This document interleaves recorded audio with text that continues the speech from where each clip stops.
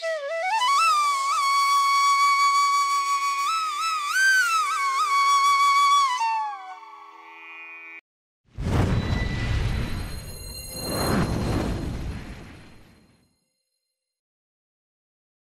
Hello नमस्कार, मी आपल्या सगळ्यांच्या आपल्या आणखीन एका नवीन व्हिडिओमध्ये अगदी मनापासून स्वागत करीत आहे। तर मागल्या व्हिडिओमध्ये आपण बघितलं पंढरपूर आणि कोल्हापूरचं दर्शन आम्ही कसं घेतलं। आता आमचा पुढचा प्रवास बघा। पोहोचलेलो आहे आम्ही।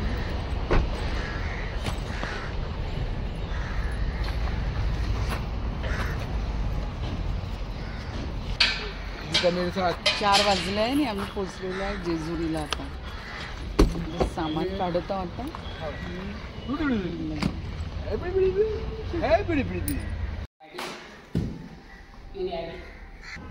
हे आमचं सामान आणि आता मला रूम मिळत आहे। राजेश भाटवाळे बोलतोय।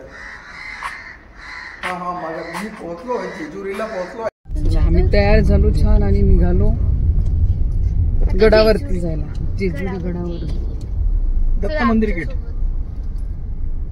लावून देतो। तर आम्ही जेजुरीला पोहोचल्यानंतर फ्रेश वगैरे झालो आणि गडावरती निघायसाठी तयार झालो।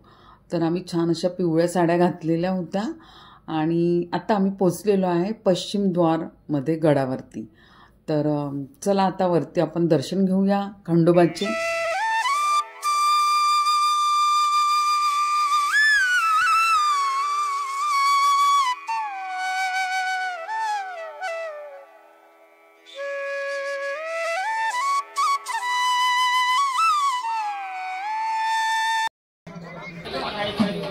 गोड आहे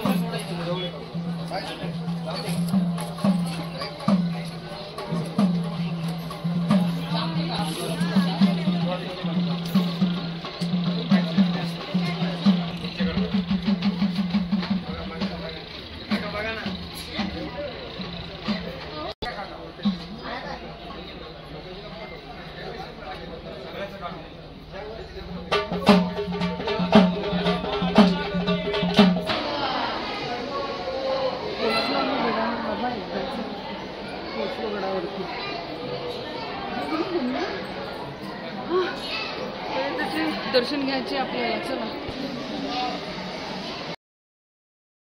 तर आम्ही गडावरती आलो आणि बघा जिकडे तिकडे हळदच हळद आहे। इथे खूप असं सुंदर असं वातावरण होतं।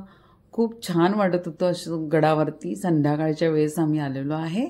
तर बघा जिकडे तिकडे हळद आहे, पिवळ पिवळ झालेला आहे अगदी भंडारा उधळून। तर मस्त इथे कठाडे वगैरे लागलेले होते। नुकतीच यात्रा झालेली होती त्यामुळे हा व्हिडिओ मी जरा लेट टाकत आहे। आणि दीपमाळा सुद्धा बघा किती छान अशा पिवळ्या पिवळ्या झालेल्या आहे। तर आम्ही इथे आतमध्ये दर्शन वगैरे करू आणि त्यानंतर अभिषेक सुद्धा करणार आहोत। तर आतमध्ये किती शूट घेऊ शकते माहिती नाही। तर इकडे छान असं तेल वगैरे आम्ही चढवलं देवाला। गडावरती आल्यावरती प्रथम दर्शन ह्या मल्लदैत्याचंच घ्यायचं असतं। तर आम्ही इथे दर्शन वगैरे घेतलं आणि त्यानंतर आतमध्ये गेलो। आतमध्ये पण दर्शन घेतलं आणि नंतर आम्ही तिकडे मागल्या साईडला ह्या शिवपिंडी आहे। तर इथे आम्ही अभिषेक केला। तर ते शूट काही घेतलं नाही मी, पण इथे बसूनच आम्ही सगळ्यांनी अभिषेक केलेला आहे।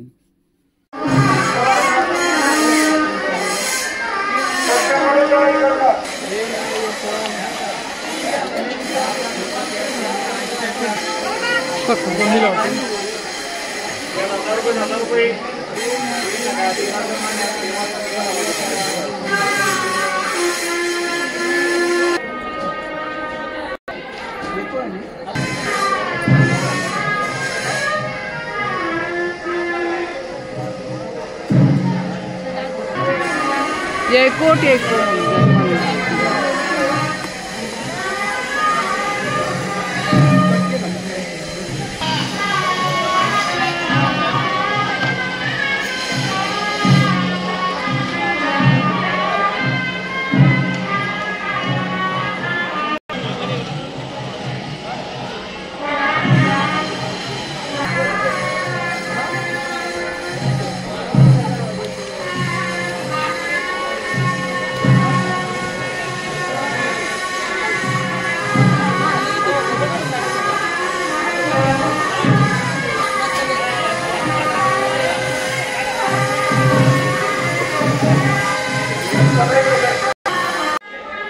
इथनं मी थोडं आपल्याला दर्शन करवित आहे, जेवढं दिसेल तेवढं बघा. अगदी म्हणजे आतमध्ये काही करू नव्हते देत ना, त्यामुळं मी असं बाहेरूनच शूट करत होते. तर बघू शकता थोडी मूर्ती दिसत आहे देवाची. त्यानंतर आम्ही इथे थोडं फोटोशूट वगैरे केलं, भंडारा वगैरे उधळला, रील्स केल्या. तर एकूणच आमचं दर्शन खूप छान झालं. आणि त्यानंतर आम्ही ऑफिसमध्ये गेलो. पानिपतच्या युद्धामध्ये जाताना पानसे सरदार यांनी खंडोबाला अर्पण केलं.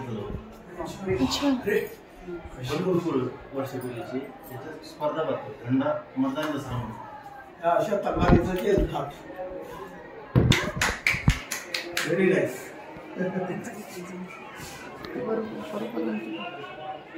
बढिया.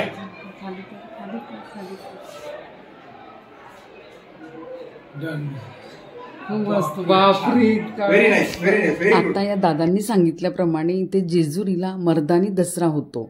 तर हे बऱ्याचशा भाविकांना माहिती असेल. तर जेजुरी गडावर होणाऱ्या वर्षभर होणाऱ्या म्हणजे यात्रा उत्सवामध्ये दसऱ्या उत्सवाला विशेष असे महत्त्व आहे. तर आपण आता ही जी तलवार बघितली आहे दादांनी एका हाताने उचलली, ही आहे 42 किलोची. तर ही इथे जी स्पर्धा होते मर्दानी दसरा म्हणून, तेव्हा हा खंडा म्हणतात या तलवारीला. हा खंडा 42 किलोचा दातानी सुद्धा उचलतात. आणि त्यानंतर एका हातामध्ये तुम्ही किती वेळ उचलू शकता ही सुद्धा स्पर्धा असते इथे. तर या दसऱ्याची सांगता या खंडा उचलूनच होत असते दरवर्षी. भंडाऱ्याच्या पिवळ्या धम्मक रंगाने उजळून निघालेली सोन्याची जेजुरी आणि आधुनिक युगातही खंडा उचलणे, आतिषबाजी, पालखी सोहळ्यासारख्या परंपरांनी समृद्ध असा दसरा म्हणजे भाविकांसाठी पर्वणीच असते. वीररसाचे प्रतीक म्हणून जपलेला मर्दानी दसरा आजही मराठी शाहीच्या स्मृती जागविणारा आणि पारंपरिक लोकसंस्कृतीशी नाते जपणारा आहे. तर आमचं इथे यांनी स्वागत केलं छान खंडेरायाची फोटो देऊन. मस्त एक शॉल त्यांनी आमच्या अंगावरती टाकली. त्या शॉलवरती लिहिलं होतं जय मल्हार. हे अहोभाग्यच आहे आमचं की कुळदेवतेला जाऊन तिथे असा मानसन्मान झाला आमचा त्यांच्यासमोर. ही देवाचीच कृपा आहे. खूप छान वाटलं, खूपच आनंद झाला आम्हाला. आमच्याकडे खंडेरायाचा टाक होता पण फोटो नव्हती. पण देवाला जर द्यायचं असेल तर तो बरोबर देतो आणि बरोबर येतो आपल्या घरी.